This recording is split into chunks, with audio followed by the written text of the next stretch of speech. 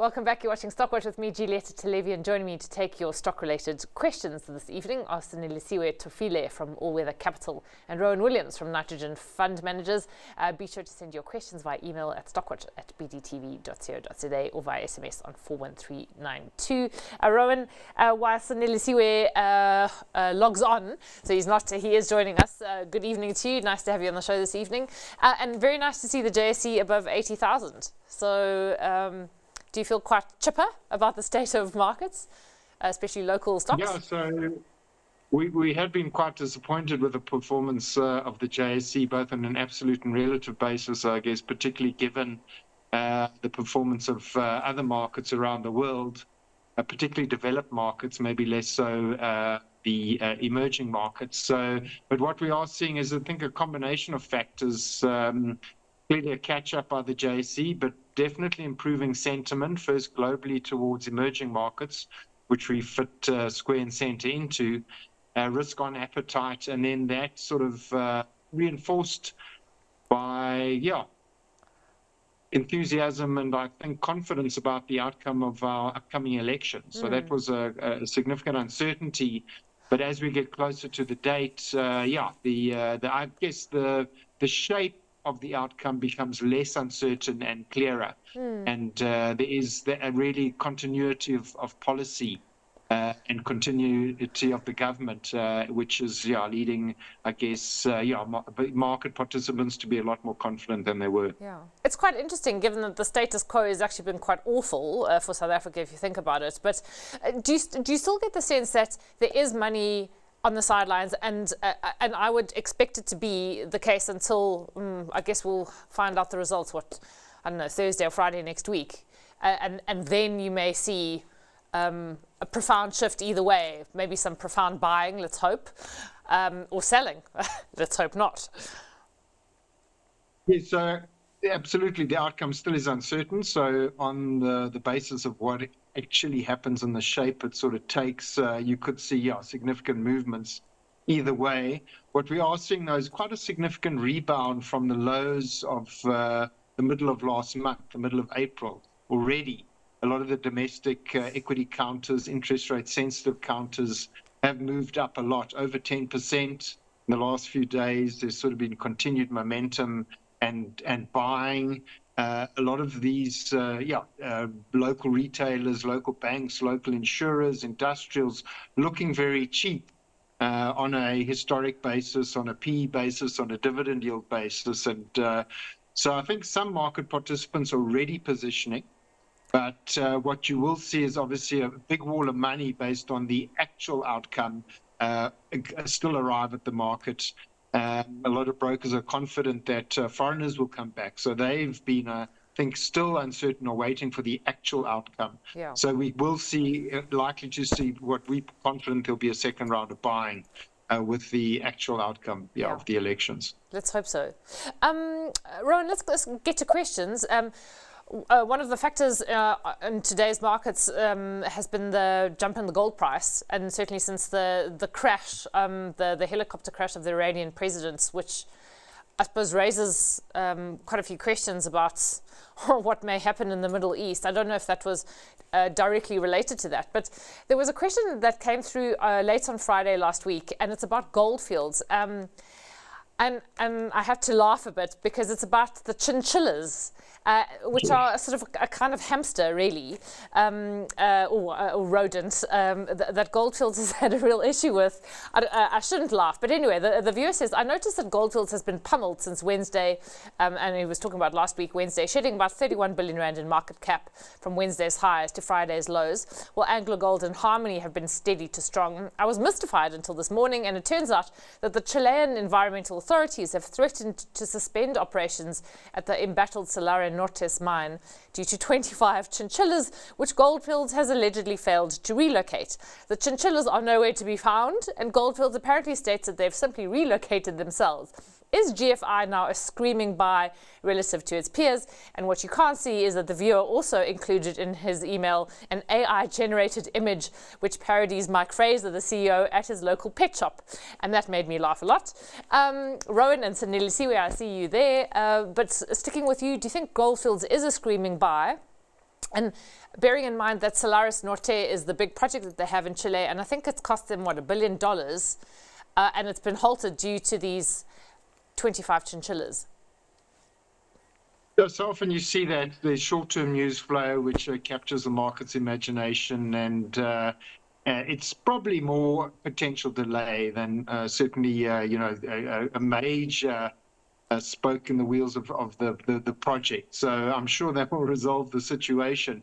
What it does highlight, though, is increasing environmental concerns in terms of new mines. So it is an operational risk that investors need to consider, and ensure that management have a clear handle on these things, are dealing with them correctly, and are listening to the authorities such that they stay on the right side. Gold Fields did reiterate guidance and gave the market confidence. So we saw quite a big recovery today in the share price already. But on a relative basis, short-term negative news flow, which won't have a long-term impact on the viability of the project, certainly creates a buying opportunity. So you see this fairly often, and I think it is as intelligence investors will look for sort of short-term negative sentiment and see that as an opportunity to get at a low price. Obviously, you've got to have a view on gold and the various moving parts there. The rand could strengthen quite significantly depending on the election outcome. It could weaken significantly as well. So that's something else to consider in your investment analysis, but certainly on a relative basis, gold feels cheaper at the moment. Sanelisiwe, I'm not sure if you have any thoughts, not necessarily on Chinchilla Gate, but on the gold sector as a whole, given what's been happening to the gold price. I see you on mute, so if you can unmute yourself, and welcome to the show. Thanks, Julia. I'm sorry for joining late. I had some technical issues on my side. No problem. Happen from time to time. But yeah, look, gold, I think, as you've quite rightly mentioned, I mean, you have to take a view on the gold price more than anything else. Obviously, there'll be the company-specific dynamics. Actually, Rowan was talking about Gold Fields and all the dynamics in there. So you have to kind of pick your preference there. I think, depending on where a number of macroeconomic factors go, your view on gold will change. I think there's still a lot of uncertainty globally, which is helping to support the gold price. So I think there's support for the underlying gold shares generally. And I think also if you're looking at South African gold shares specifically, there is also the kind of outside chance of some of the other gold majors coming in and buying some of these companies. You can see a lot of corporate activity happening in the commodity space in general. So you have to kind of factor that into your view as well. So there's still probably some tailwinds still to be had in the gold sector. Okay. Notwithstanding our slide on the Fraser Index of the ease of doing mining, but I suppose if the asset in the ground is good enough. What about the oil price and specifically how it relates to MTN and Sanelisiwe? I'll stick with you and then I'll go back to you, Rowan.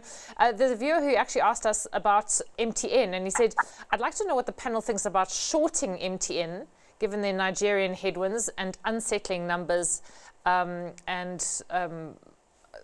I suppose the oil price is maybe a lesser factor to consider, but it's there nonetheless in terms of influence. Yeah, I mean, I think if you look at history with MTN and the oil price, there's been a bit of a break in that dynamic. I think the correlation has broken down a bit in recent years, so that might be less of an indicator now. But I'm sure if oil recovers and the Nigerian economy kicks, obviously MTN kicks with it. So there's always that possibility. But I think at these levels, MTN is pricing in a lot. Remember, with all the floating, with all the kind of noise around the floating of the Naira that happened recently, MTN and a number of other companies who were exposed would have taken some kind of hit on that. And I think MTN bore the brunt of that. And I think a lot has really been priced in now. I think the Naira is starting to find a level. So the noise is kind of stabilizing now, and I think the tailwinds, or the headwinds rather, are starting to come behind them now, and they're kind of coming into some tailwinds, especially if you consider the fact that they also might, I'm not sure where they are now, but they might get a tariff increase as well in Nigeria if they are able to get the regulator on their side. Obviously, inflation is quite high that side, so they were getting hit on the cost as well. So I think there's still a lot's been priced in. and there could potentially be some tailwinds for them now that the headwinds are more or less known, in my view. Yes. So, Rowan, would you actively be buying MTN, or are you still a bit leery of cell phone companies generally? I mean, you can see that they are becoming more like utilities, but then, you know, MTN has all the headwinds, which Sanelisiwe just outlined. Yeah, so it does increase the complexity of the investment case, but as Sanelli said, a lot is priced in. So at the margin, the impact of the Naira and the sort of developments in Nigeria, if they do get the tariff increase, if they are able to renegotiate tower contracts, will have a positive impact on the MTN share price.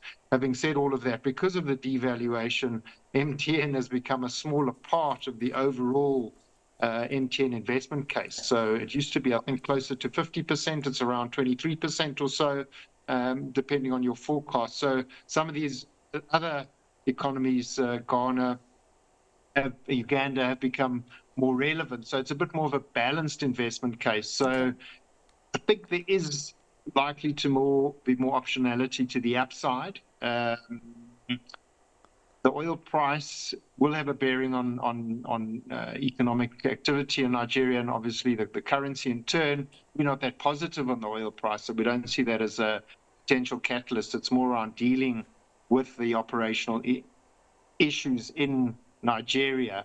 But it is a difficult space for telcos generally, so we're not that positive. So we're not buyers even at these levels of MTN. Okay. But careful on being short. There's a question on Southern Sun, and the viewer says, what's happening? The trading statement last week says EBITDA should be up 31 to 34%. It states a record year. The share is not moving. Is this huge upside priced in? What do you think is going on there? It certainly has lagged something like Sun International, for example. I mean, I think a lot of what's happening with, I mean, if I kind of have a think about it, is that it all comes down to supply and demand, right? Because I think a lot of the leisure stocks have actually done well fundamentally in terms of like the operations, you know, the exposure to travel and leisure and all those kind of things. And some have you know, done well, some have not. And I think perhaps in recent weeks, recent months, there's probably a bit of investor apprehension, you know, in coming into the mid-cap and small-cap space. And you've probably seen that in some of the larger companies as well as perhaps guys with the elections. But I think with regards to Southern Sun, I mean, as you say, the result in our view was also quite good, showing good momentum in, you know, in all the operating metrics. And we're actually quite positive on Southern Sun. But I think the fact that the share isn't kind of moving in the way that investors like is probably just a matter of guys sitting on the sidelines waiting for some of this macro noise, principally the election maybe, or maybe one or two other things before they come into the share. But no doubt that the operational metrics have shown good improvement. That's true, I think, for a number of shares in the sector. Rowan, do you think, Southern Sun maybe suffers from more of a small to mid-cap bias than Sun International, and is the market missing a trick here? Yeah, it probably does. What you do see is certain of these counters, in the absence of some sort of catalyst, there's a base of shareholders, they're not that active, there's not too many marginal buyers, and it needs results or something more meaningful to move the needle, maybe some, you know, concerted investor relations activities. So, but the one area that is of concern, and I think it is one of the reasons investors are lukewarm, is the South African consumer environment is looking very constrained. Price increases, inflation, taxes, high interest rates is weighing on the consumer. And even if sentiment does improve post-elections, it's going to take some time for that actually to transform into actual consumer activity. So likely to have very subdued economic growth this year, and the consumer under pressure. We're still waiting for a rate cut, which maybe we'll get before the end of the year, but that's not certain. So I think all these things are weighing on consumer-focused stocks. As the rand strengthens at the margin, foreign tourists, it becomes a little less attractive as a destination. So these are all sort of detractors So yeah, probably maybe a later stage cycle. Need to see the South African economy pick up before the shares will garner further interest. Yeah. Yeah, the South African consumer really could do with a bit of a break. But on this note, a viewer says, Woolworths, I'm 20% down. Is it an entry point, I guess, to buy more shares? I know times are tough. Everyone's buying down. But the viewer says, Dash is as good as 60-60. Surely there still is an insulated consumer. Sanelisiwe, do you think so? Or do you think actually there isn't really? Maybe 5 people in the country are not really feeling the tough times that the rest of us are going through.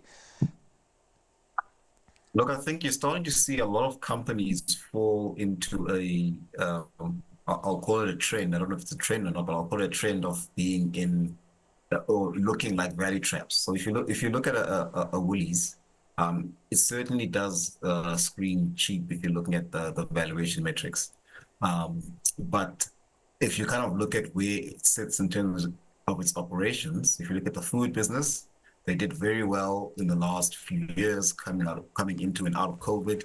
But you've seen a very concerted effort out of ShopRite, principally through Checkers, obviously, in coming into the upper end of the food market and doing very well, and kind of taking market share. You've seen the growth in Woolies food slowing down, even though it's still positive growth, it is slowing down.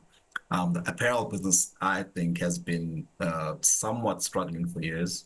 I think it's stuck between a value proposition and a fashion proposition, or somewhere there's a bit of in my view, a mispricing. So you've got guys like Mr. Price and Pepco on the low end doing what they need to do, and then you've got higher end brands and what these new kind of international brands also coming in and taking shares. So I think Woolies might be stuck in the middle a bit. But with all that being said, I do feel that it's cheap. But perhaps, as Rowan has said, it might also lack a catalyst or something to kind of make people interested again. Rowan, I mean, would you add, if you had a position in Woolies, would you add to it now, or would you rather wait until there is some evidence of consumer relief, be it interest rates falling and inflation coming down too?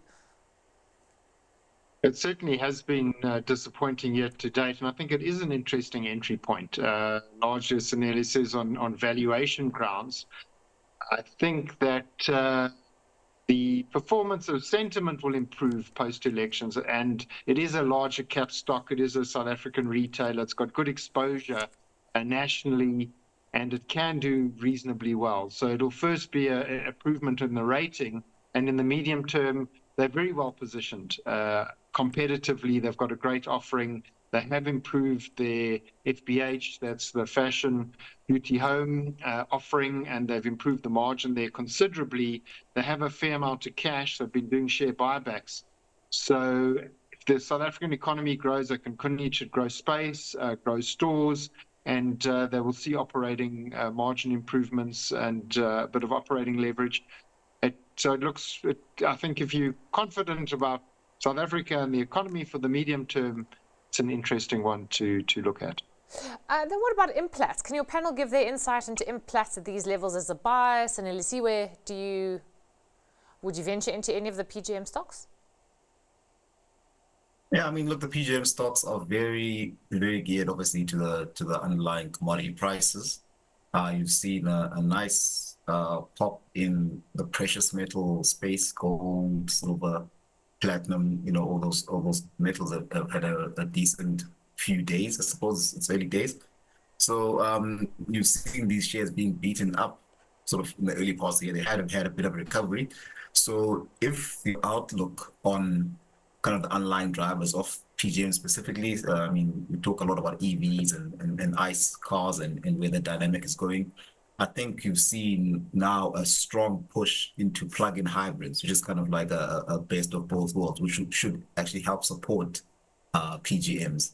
So I think a lot of that is going to start coming through. So if you do have a longer-term positive view on that, I think it is a very good entry point for any of these names in the sector. Rowan, do you concur? Do you have alternative picks in the sector or not at all? It's interesting to see that the platinum price and other precious metals have ticked up. Part of it, I think, is the reversal of the dollar, so they're sort of retaining their value in other currencies. It's without sort of is some shift in demand, but really it doesn't look like the medium-term demand outlook has improved that significantly. Having said that, the shares are beaten up, but we're not very positive. We think Northam actually won sort of battle relative to Implats on Royal Bafokeng and have ended up with a significantly stronger balance sheet. So we believe they best placed to navigate quite a turbulent and tough environment, and they would be our safest pick in the sector if we had to go for one of the stocks, the PGM stocks. Okay. Then two stocks before we get to stock picks. Panel's view on Nampak and Hulamin. So much smaller companies, much more speculative. Sanelisiwe, Nampak's had that horrible issue of a massive cyber attack, which I understand has completely destabilized the business. So I don't know if that's another reason, if you were a Nampak doubter, to stay well clear, or if you think they can kind of get it together and yeah. Look, I don't know how often you want to hear investors talking about luck, but I just feel like this is a company that's just kind of run into a series of unfortunate events, if I can call it that. But look, there's been a long sort of drawn-out restructuring. I think they announced recently that they've sold their Nigerian or Angolan operation. So that should help show up the balance sheet. I will say, look, I mean, I don't know it. I don't follow it that closely. It's one, if not for the faint of heart. So if you do feel like there's a turnaround here, it's basically a penny stock at this point or close to it. So if you feel like the current management is able to finally turn the ship around, then it definitely is one that could do very well for you. But it's very uncertain for me, and I wouldn't be going in at this juncture. Okay. Rowan, I won't ask you about Nampak. I'll ask you about Hulamin, unless you really want to talk about Nampak and don't want to talk about Hulamin. What do you make of the aluminium companies' fortunes? Because they're also pretty volatile. Yeah, so these are very speculative. The Hulamin has always been a potential sort of buyout target or investment target. So there's been some excitement about that, but nothing has transpired over the years. These sort of heavier industrial businesses in South Africa, multitude of challenges, very difficult operating environment. We obviously know about power supplies, although we're talking about that less and less, which is quite interesting. And the outlook for aluminium does seem to be slightly better. And there is talk that sort of aluminium cans are actually more sustainable than plastic. So you'd have to look at the demand quite closely, but they need to get the margins right, the operations right. So we would see it as too speculative and would stay away. Okay. All right. About a minute and a half left between the two of you for your stock picks. Sanelisiwe, what takes your fancy? So we've spoken a lot about cheap companies today. So I'll keep with the trend. And I'll go with Netcare. They've done results today, which are a bit mixed, to be honest, but I think it looks quite attractive on valuation. Improving trends around, occupancies around the hospitals. We're going into a period where people are starting to get sick a bit. I mean, I know you don't want to talk about misfortunes of people.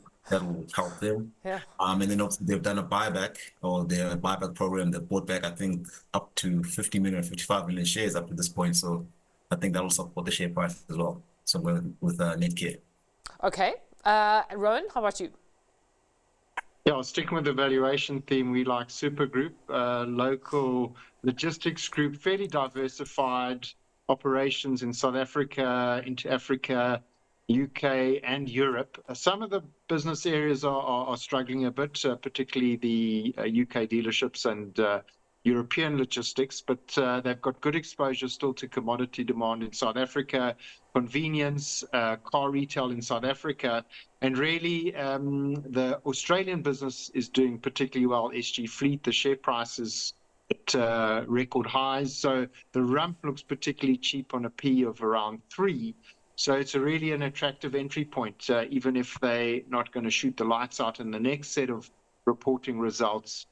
I think in the medium term, they are going to continue to do well, de-gear, and so it's a great entry point. Okay. Gents, we'll leave it there. Thank you very much for your insights this evening. Nice to chat to you both. Sanelisiwe Tofile is from All Weather Capital. Rowan Williams is from Nitrogen Fund Managers. And if I didn't get to your questions, Zanati will tomorrow night. But up next, it's The Close. Stay with us.